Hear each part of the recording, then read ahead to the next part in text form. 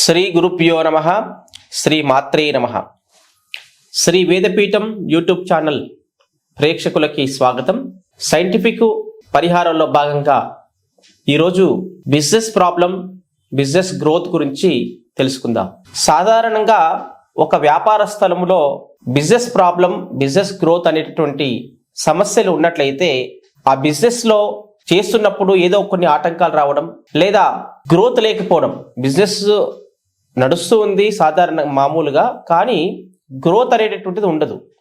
దానికి ప్రధానమైనటువంటి కారణం ఏమిటి అంటే, మనకి కళ్ళకి ఆ యొక్క స్ట్రక్చర్ మాత్రం బాగానే ఉంటుంది. ఒక వ్యాపార స్థలం ఉంది అంటే అది భవనం బాగా కట్టిస్తారు, బాగా డెకరేషన్ చేస్తారు, చూడటానికి అట్రాక్షన్ బాగా కనిపిస్తుంది, కానీ ఆ షాప్లోకి ఎవరు వెళ్ళరు. కారణం ఏమిటి అంటే, అక్కడ బిజినెస్ ప్రాబ్లం అన్నా బిజినెస్ గ్రోత్ అయినా నెగిటివ్ ఎనర్జీ ఉంటే ఇలాంటి సమస్యలు వచ్చేటట్టు అవకాశం ఉంటుంది. ఉదాహరణకి పక్కపక్కనే రెండు బట్టల షాపులు ఉన్నాయి అనుకోండి. ఒక షాప్లోకి విపరీతమైనటువంటి మనుషులు వెళుతుంటారు, పక్క షాప్లోకి అదే బట్టలు ఉంటాయి కానీ ఆ షాప్లోకి వెళ్ళరు. అంటే అక్కడ ఆకర్షణ అనేటటువంటిది లేకపోవడం ఒకటి, లేదా బిజినెస్ గ్రోత్ సంబంధించినటువంటి సమస్యలు ఉండడం రెండవ విషయం, తర్వాత బిజినెస్ ప్రాబ్లం సంబంధించిన విషయం ఉండడం మూడో విషయం. ఇలాంటి సమస్యలు ఉంటే ఆ బిజినెస్ అనేది అభివృద్ధిలోకి రాదు.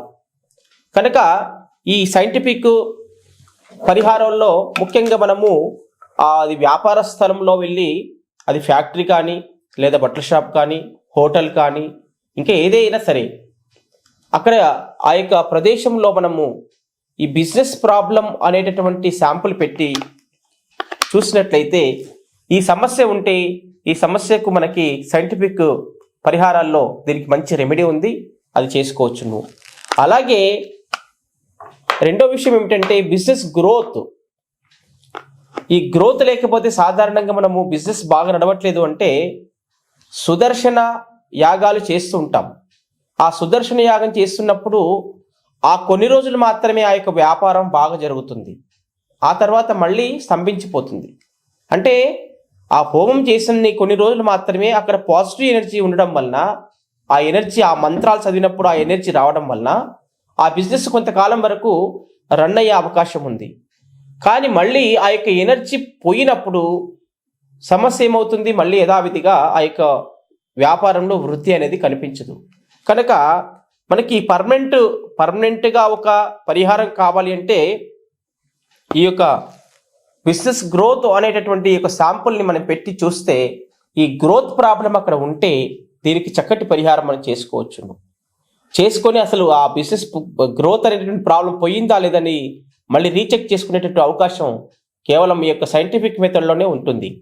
కనుక ఇలాంటి సమస్యల చేత ఎవరైతే బిజినెస్లో లక్షలాది కోట్లాది రూపాయలు పెట్టి ఇబ్బంది పడుతున్నటువంటి వాళ్ళు ఎవరైనా సరే, ఇలాంటి సమస్యలకు పరిష్కారం దీంట్లో ఉంది. కనుక ఈ చక్కటి పరిహారం చేసుకొని మీ వ్యాపారాల్లో ఒక మంచి వృద్ధిలోకి రావాలి మీ వ్యాపారాలని చెప్పి కోరుకుంటున్నాను. కనుక ఈ చక్కటి పరిహారాలు చేసుకోండి. వాస్తు దోషాలు ఉన్నట్లయితే కూడా ఈ యొక్క రకరకాల పరిహారాలతో మనము ఈ వాస్తు దోషాలను కూడా మనం పరిహారం చేస్తున్నాం. కనుక ఇలాంటి సమస్య ఉన్నా కూడా సైంటిఫిక్ పద్ధతిలో అనేక రకాలమైనటువంటి మెథడ్స్ మనకు ఉన్నాయి. దీంట్లో అనేక ఏ ప్రాబ్లం ఉంటే ఏది పరిహారం చేయాలి అనేటటువంటి అనేక విషయాలు దీంట్లో ఉన్నాయి. కనుక ఈ సదవకాశాన్ని ఎవరైతే ఇబ్బందులు పడుతున్న వాళ్ళు ఉన్నారో వాళ్ళందరూ కూడా సద్వినియోగం చేసుకోవాలి. ఎందుకంటే చిన్న పరిహారంతో పెద్ద పెద్ద ఫలితాలు వస్తాయి. కనుక పెద్ద ఫలితాలు ఆశిస్తున్నటువంటి వాళ్ళు చిన్న పరిహారాన్ని చేసుకుని పెద్ద ఫలితాలు పొందాలని చెప్పేసి మనస్ఫూర్తిగా కోరుకుంటున్నాను. హరి ఓం తత్సత్.